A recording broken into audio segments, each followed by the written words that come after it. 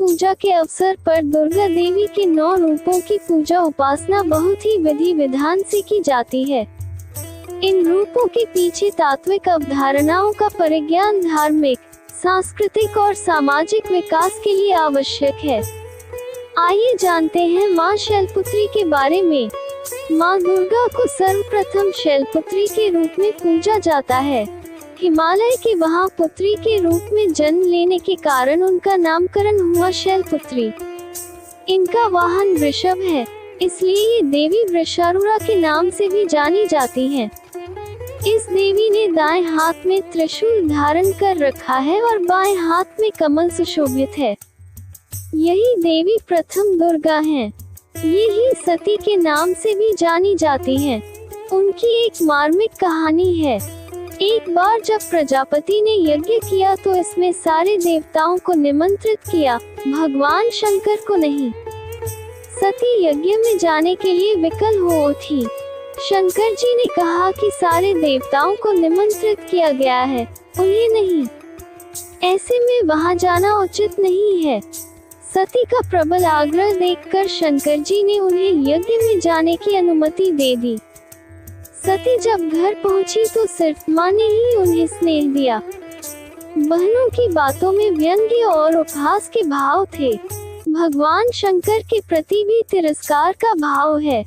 दक्ष ने भी उनके प्रति अपमानजनक वचन कहे। इससे सती को क्लेश पहुंचा। वे अपने पति का यह अपमान न सह सकी और योगाग्नि द्वारा अपने को जलाकर भस्म कर लिया। इस दारुण दुख से व्यथित होकर शंकर भगवान ने उस यज्ञ का विध्वंस करा दिया। यही सती अगले जन्म में शैलराज हिमालय की पुत्री के रूप में जन्मी और शैलपुत्री कहलाई। पार्वती और हेमवती भी इसी देवी के अन्य नाम हैं। शैलपुत्री का विवाह भी भगवान शंकर से हुआ। शैलपुत्री शिवजी की अर्धांगिनी बनी।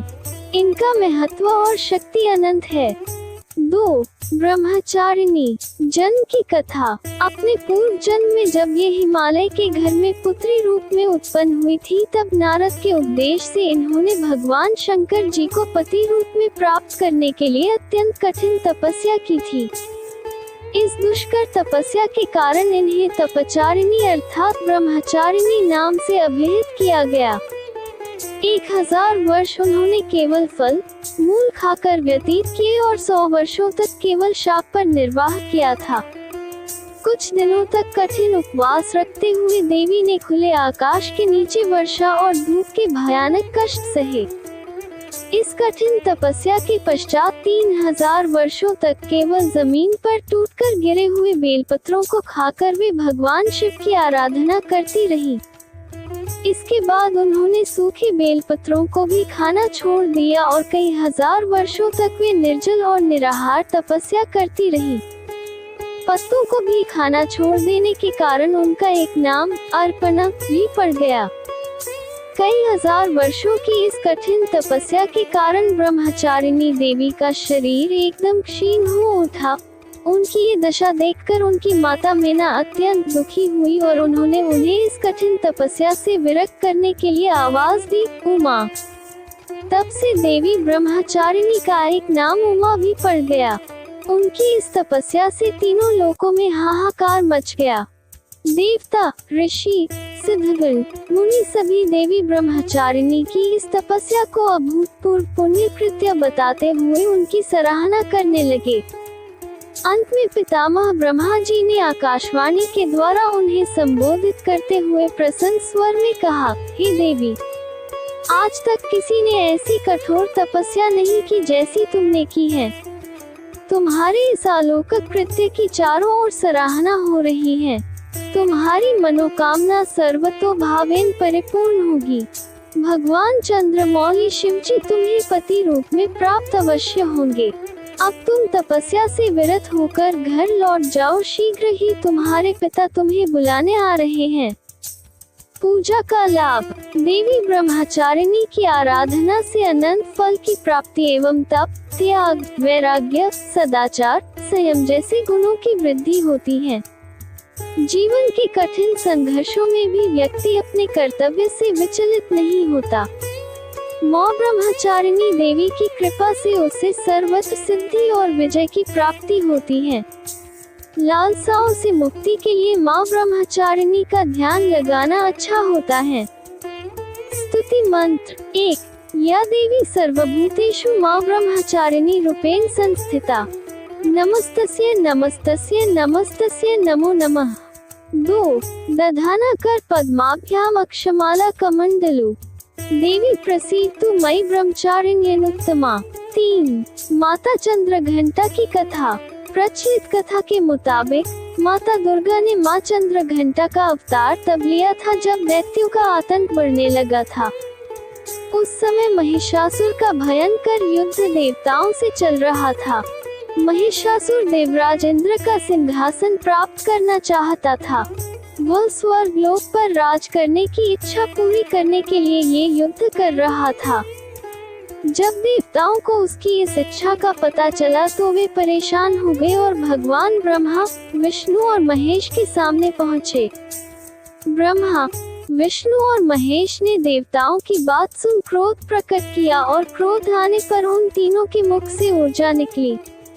उस ऊर्जा से एक देवी अवतरित हुई।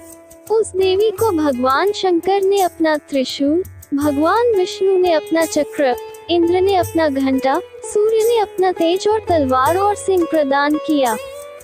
इसके बाद माँ चंद्र घंटा ने महिषासुर का वध कर देवताओं की रक्षा की।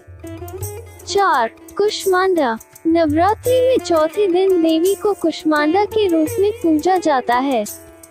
अपनी मन हल्की हंसी के द्वारा अन्न यानी ब्रह्मांड को उत्पन्न करने के कारण इस देवी को कुष्मांडा नाम से अभिहित किया गया है। जब सृष्टि नहीं थी, चारों तरफ अंधकार ही अंधकार था, तब इसी देवी ने अपने ईशत हास्य से ब्रह्मांड की रचना की थी। इसीलिए इसे सृष्टि की आदि स्वरूपा या आदिशक्ति कहा गया है। इस देवी की 8 भुजाएं हैं, इसलिए अष्टभुजा कहलाई। इनके 7 हाथों में क्रमशः कमंडल, धनुष, बाण, कमल पुष्प, अमृतपूर्ण कलश, चक्र तथा गदा हैं। 8वें हाथ में सभी सिद्धियों और निधियों को देने वाली जपमाला है। इस देवी का वाहन सिंह है और इन्हें कुम्हरे की बलि प्रिय है। संस्कृति में कुम्हरे को कुष्मांड कहते हैं, इसलिए इस देवी को कुष्मांडा। इस देवी का वास सूर्यमंडल के भीतर लोक में है। सूर्य लोक में रहने की शक्ति क्षमता केवल इन्हीं में है, इसीलिए इनके शरीर की कांति और प्रभा सूर्य की भांति ही दैदीप्यमान है। इनके ही तेज से 10 दिशाएं आलोकित हैं। ब्रह्मांड की सभी वस्तुओं और प्राणियों में इन्हीं का तेज व्याप्त है। अचंचल और पवित्र मन से नवरात्रि के चौथे दिन इस देवी की पूजा आराधना करना चाहिए। इससे भक्तों के रोगों और शोकों का नाश होता है तथा उसे आयु, यश, बल और आरोग्य प्राप्त होता है। ये देवी अत्यल्प सेवा और भक्ति से ही प्रसन्न होकर आशीर्वाद देती हैं। सच्चे मन से पूजा करने वाले को सुगमता से परम पद प्राप्त होता है। विधि विधान से पूजा करने पर भक्त को कम समय में ही कृपा का सूक्ष्म भाव अनुभव होने लगता है। ये देवी आधियों व्याधियों से मुक्त करती है और उसे सुख, समृद्धि और उन्नति प्रदान करती हैं। अंततः इस देवी की उपासना में भक्तों को सदैव तत्पर रहना चाहिए। 5. स्कंद माता। पहाड़ों पर रहकर सांसारिक जीवों में नवचेतना का निर्माण करने वाली स्कंद माता। नवरात्रि में 5वें दिन इस देवी की पूजा अर्चना की जाती है। कहते हैं कि इनकी कृपा से मूढ़ भी ज्ञानी हो जाता है। स्कंद कुमार कार्तिकेय की माता के कारण इन्हें स्कंद माता नाम से अभिहित किया गया है। इनके विग्रह में भगवान स्कंद बाल रूप में इनकी गोद में विराजित हैं। इस देवी की 4 भुजाएं हैं। ये दाईं तरफ की ऊपर वाली भुजा से स्कंद को गोद में पकड़े हुए हैं। नीचे वाली भुजा में कमल का पुष्प है। बाईं तरफ ऊपर वाली भुजा में वरद मुद्रा में है और नीचे वाली भुजा में कमल पुष्प है। इनका वर्ण एकदम शुभ्र है। ये कमल के आसन पर विराजमान रहती हैं, इसीलिए इन्हें पद्मासना भी कहा जाता है। सिंह इनका वाहन है। शास्त्रों में इसका काफी महत्व बताया गया है। इनकी उपासना से भक्त की सारी इच्छाएं पूरी हो जाती हैं। भक्त को मोक्ष मिलता है। सूर्यमंडल की अधिष्ठात्री देवी होने के कारण इनका उपासक अलौकिक तेज और कांति में हो जाता है। अतः मन को एकाग्र रखकर और पवित्र रखकर इस देवी की आराधना करने वाले साधक या भक्त को भवसागर पार करने में कठिनाई नहीं आती है। उनकी पूजा से मोक्ष का मार्ग सुलभ होता है। ये देवी विद्वानों और सेवकों को पैदा करने वाली शक्ति है, यानी चेतना का निर्माण करने वाली। कहते हैं कालिदास द्वारा रचित रघुवंशम महाकाव्य और मेघदूत रचनाएं स्कंदमाता की कृपा से ही संभव हुई। 6. कात्यायनी। नवरात्रि में छठे दिन मां कात्यायनी की पूजा की जाती है। इनकी उपासना और आराधना से भक्तों को बड़ी आसानी से अर्थ, धर्म, काम और मोक्ष चारों फलों की प्राप्ति होती है। उसके रोग, शोक, संताप और भय नष्ट हो जाते हैं। जन्मों के समस्त पाप भी नष्ट हो जाते हैं। इस देवी को नवरात्रि में छठे दिन पूजा जाता है। कात्य गोत्र में विश्व प्रसिद्ध महर्षि कात्यायन ने भगवती पराम्बा की उपासना की, कठिन तपस्या की। उनकी इच्छा थी कि उन्हें पुत्री प्राप्त हो। माँ भगवती ने उनके घर पुत्री के रूप में जन्म लिया, इसलिए ये देवी कात्यायनी कहलाई। इनका गुण शोध कार्य है, इसीलिए इस वैज्ञानिक युग में कात्यायनी का महत्व सर्वाधिक हो जाता है। इनकी कृपा से ही सारे कार्य पूरे हो जाते हैं। ये वैद्यनाथ नामक स्थान पर प्रकट होकर पूजी गई। माँ कात्यायनी अमोघ फलदायिनी है। भगवान कृष्ण को पति रूप में पाने के लिए ब्रज की गोपियों ने इन्हीं की पूजा की थी। ये पूजा कालिंदी यमुना के तट पर की गई थी, इसीलिए ये ब्रजमंडल की अधिष्ठात्री देवी के रूप में प्रतिष्ठित हैं। इनका स्वरूप अत्यंत भव्य और दिव्य है। ये स्वर्ण के समान चमकीली है और भास्वर है। इनकी 4 भुजाएं हैं। दाईं तरफ का ऊपर वाला हाथ अभय मुद्रा में है तथा नीचे वाला हाथ वर मुद्रा में। माँ के बाईं तरफ के ऊपर वाले हाथ में तलवार है व नीचे वाले हाथ में कमल का फूल सुशोभित है। इनका वाहन भी सिंह है। इनकी उपासना और आराधना से भक्तों को बड़ी आसानी से अर्थ, धर्म, काम और मोक्ष चारों फलों की प्राप्ति होती है। उसके रोग, शोक, संताप और भय नष्ट हो जाते हैं। जन्मों के समस्त पाप भी नष्ट हो जाते हैं।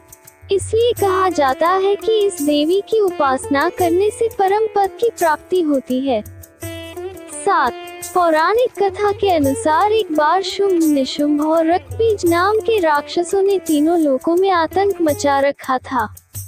इन राक्षसों को हाहाकार से परेशान होकर सभी देवतागण शिव जी के पास गए और उनसे इस समस्या से बचने का कोई उपाय मांगने लगे। तब भगवान शिव ने माता पार्वती से इन राक्षसों का वध करने के लिए कहा। तब माता पार्वती ने दुर्गा का रूप धारण कर शुंभ निशुंभ का वध कर दिया। लेकिन जब रक्तबीज के वध की बारी आई तो उसके शरीर से निकले रक्त से लाखों की संख्या में रक्तबीज दैत्य उत्पन्न हो गए, क्योंकि रक्तबीज को यह वरदान मिला था कि यदि उनके रक्त की बूंद धरती पर गिरती है तो उसके जैसा एक और दानव उत्पन्न हो जाएगा। ऐसे में दुर्गा ने अपने तेज से देवी कालरात्रि को उत्पन्न किया। इसके बाद माँ दुर्गा ने दैत्य रक्तबीज का वध किया और माँ कालरात्रि ने उसके शरीर से निकलने वाले रक्त को जमीन पर गिरने से पहले ही अपने मुख में भर लिया। इस तरह रक्तबीज का अंत हुआ। 8. महागौरी। माँ महागौरी ने देवी पार्वती रूप में भगवान शिव को पति रूप में प्राप्त करने के लिए कठोर तपस्या की थी। एक बार भगवान भोलेनाथ ने पार्वती जी को देखकर कुछ कह देते हैं, जिससे देवी के मन का आहत होता है और पार्वती जी तपस्या में लीन हो जाती हैं। इस प्रकार वर्षों तक कठोर तपस्या करने पर जब पार्वती नहीं आती तो पार्वती को खोजते हुए भगवान शिव उनके पास पहुंचते हैं। वहां पहुंचे तो वहां पार्वती को देखकर आश्चर्यचकित रह जाते हैं। पार्वती जी का रंग अत्यंत ओजपूर्ण होता है। उनकी छटा चांदनी के समान श्वेत और कुंभ के फूल के समान धवल दिखाई पड़ती है। उनके वस्त्र और आभूषण से प्रसन्न होकर देवी उमा को गौर वर्ण का वरदान देते हैं। एक कथा अनुसार भगवान शिव को पति रूप में पाने के लिए देवी ने कठोर तपस्या की थी, जिससे इनका शरीर काला पड़ जाता है। देवी की तपस्या से प्रसन्न होकर भगवान इन्हें स्वीकार करते हैं और शिव जी इनके शरीर को गंगा जल से धोते हैं। तब देवी विद्युत के समान अत्यंत कांतिमान गौर वर्ण की हो जाती है तथा तभी से इनका नाम गौरी पड़ा। महागौरी रूप में देवी करुणामयी, स्नेहमयी, शांत और मृदुल दिखती हैं। देवी के इस रूप की प्रार्थना करते हुए देव और ऋषिगण कहते हैं, सर्व मंगल मंगल्ये शिवे सर्वार्थ साधिके शरण्ये त्र्यंबके गौरी नारायणी नमोस्तुते। महागौरी जी से संबंधित एक अन्य कथा भी प्रचलित है जिसके अनुसार एक सिंह काफी भूखा था। वह भोजन की तलाश में वहां पहुंचा जहां देवी उमा तपस्या कर रही होती हैं। देवी को देखकर सिंह की भूख बढ़ गई, परंतु वह देवी की तपस्या से उठने का इंतजार करते हुए वहीं बैठ गया। इस इंतजार में वह काफी कमजोर हो गया। देवी जब तप से उठी तो सिंह की दशा देखकर उन्हें उस पर बहुत दया आती है और माँ उसे अपना सवारी बना लेती है, क्योंकि एक प्रकार से उसने भी तपस्या की थी। इसलिए देवी गौरी का वाहन बैल और सिंह दोनों ही हैं। एक अन्य कथा के अनुसार दुर्गम दानव के अत्याचारों से संतप्त जब देवता भगवती शाकंभरी की शरण में आए, तब माता ने त्रिलोकी को मुग्ध करने वाले महागौरी रूप का प्रादुर्भाव किया। यही माता महागौरी आसन लगाकर शिवालिक पर्वत के शिखर पर विराजमान हुई और शाकंभरी देवी के नाम से उक्त पर्वत पर उनका मंदिर बना हुआ है। ये वही स्थान है जहां देवी शाकंभरी ने महागौरी का रूप धारण किया था। 9. सिद्धिदात्री। पौराणिक कथाओं के अनुसार जब ब्रह्मांड पूरी तरह से अंधेरे से भरा हुआ एक विशाल शून्य था, दुनिया में कहीं भी किसी प्रकार का कोई संकेत नहीं था, तब उस अंधकार से भरे हुए ब्रह्मांड में ऊर्जा का एक छोटा सा पुंज प्रकट हुआ। देखते ही देखते उस पुंज का प्रकाश चारों ओर फैलने लगा। फिर उस प्रकाश के पुंज ने आकार लेना शुरू किया और अंत में वह एक दिव्य नारी के आकार में विस्तृत होकर रुक गया। वह प्रकाश पुंज देवी महाशक्ति के अलावा कोई और नहीं था। सर्वोच्च शक्ति ने प्रकट होकर त्रिदेवों ब्रह्मा, विष्णु और शिव जी को अपने तेज से उत्पन्न किया और तीनों देवों को इस सृष्टि को सुचारू रूप से चलाने के लिए अपने अपने कर्तव्यों के निर्वहन के लिए आत्मचिंतन करने को कहा। देवी के कथनानुसार तीनों देव आत्मचिंतन करते हुए जगत जननी से मार्गदर्शन हेतु कई युगों तक तपस्या में लीन रहे। अंततः उनकी तपस्या से प्रसन्न होकर महाशक्ति माँ सिद्धिदात्री के रूप में प्रकट हुई। देवी माँ सिद्धिदात्री ने ब्रह्मा जी को सरस्वती जी, विष्णु जी को लक्ष्मी जी और शिव जी को आदिशक्ति प्रदान किया। माँ सिद्धिदात्री ने ब्रह्मा जी को सृष्टि की रचना का भार सौंपा, विष्णु जी को सृष्टि के पालन का कार्य दिया और महादेव को समय आने पर सृष्टि के संहार का भार सौंपा। माँ सिद्धिदात्री ने तीनों देवों को बताया कि उनकी शक्तियाँ उनकी पत्नियों में हैं, जो उनके कार्य निर्वहन में उनकी सहायता करेगी। उन्होंने त्रिदेवों को दिव्य चमत्कारी शक्तियाँ भी प्रदान की, जिससे वो अपने कर्तव्यों को पूरा करने में सक्षम हो सके। देवी ने उन्हें 8 लौकिक शक्तियाँ प्रदान की। इस तरह 2 भागों नर एवं नारी, देव दानव, पशु पक्षी, पेड़ पौधे तथा दुनिया की कई और प्रजातियों का जन्म हुआ। आकाश असंख्य तारों, आकाश गंगाओं और नक्षत्रों से जगमगा उठा। पृथ्वी पर महासागरों, नदियों, पर्वतों, वनस्पतियों और जीवों की उत्पत्ति हुई। इस प्रकार माँ सिद्धिदात्री की कृपा से सृष्टि की रचना, पालन और संहार का कार्य संचालित हुआ। एक अन्य कथा के अनुसार जब पृथ्वी पर दानव महिषासुर का उत्पात बहुत बढ़ गया था, तब सभी देवता ब्रह्मा, विष्णु और महेश की शरण में जाते हैं। तत्पश्चात सभी देवों के तेज से माता सिद्धिदात्री प्रकट होती है और दुर्गा रूप में महिषासुर का वध करके समस्त सृष्टि की रक्षा करती हैं।